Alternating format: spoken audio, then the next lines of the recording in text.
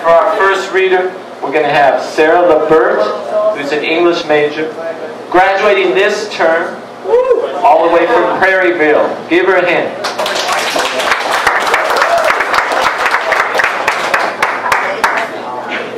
A little bit. How about this? That works. All right.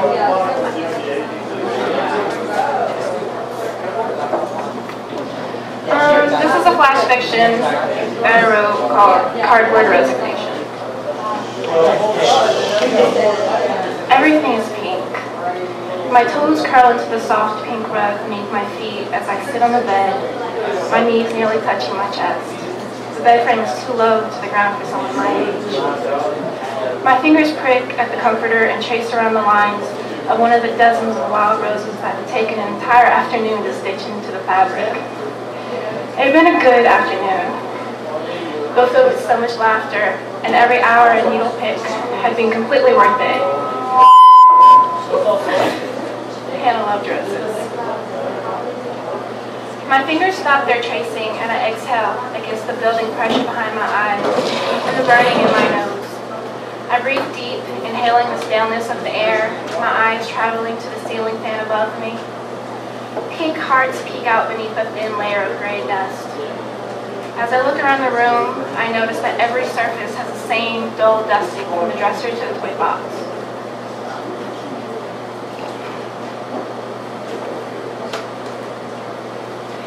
Even the little pink Barbie vanity has a fine layer of dust on the mirror and tabletop. How can I let it get like this? I take another deep breath and push myself off the bed. I walk over to the dresser and with only slightly shaking hands, pull open the top drawer. A wave of nausea hits me low in the belly as the contents of the drawer fill my vision. It's not the same school uniform she'd been wearing. That one they'd thrown away at the hospital. But it's an identical copy, and the first time I've seen it since that morning. I should have walked her to the school bus stop like I did every morning. But somehow she'd convinced me that at 10 she was old enough to walk by herself. The rolling in my stomach threatens a fuel as I remember opening the front door to two uniformed officers and having to stand there as they told me Hannah had been hit by a car on her way to the school bus. I taste acid in my mouth as my memory floods my mind with chaos of the emergency room that day. I smell the sterile scent of the hospital again as my husband, John, and I plead with the nurses for any news and feel my knees hitting the ground as Hannah's surgeon approaches with a face of resignation. The face that told me my daughter was gone. Don't even realize I'm kneeling on the carpet until John finds me there. I hear a muffled thud, and then John is beside me on the floor and his arms are wrapped around my shoulders. I press my quivering lips to his shoulder and screw my eyes shut. It seems like I've cried myself out these past 8 months, and all I have left is a hot burn behind my eyes.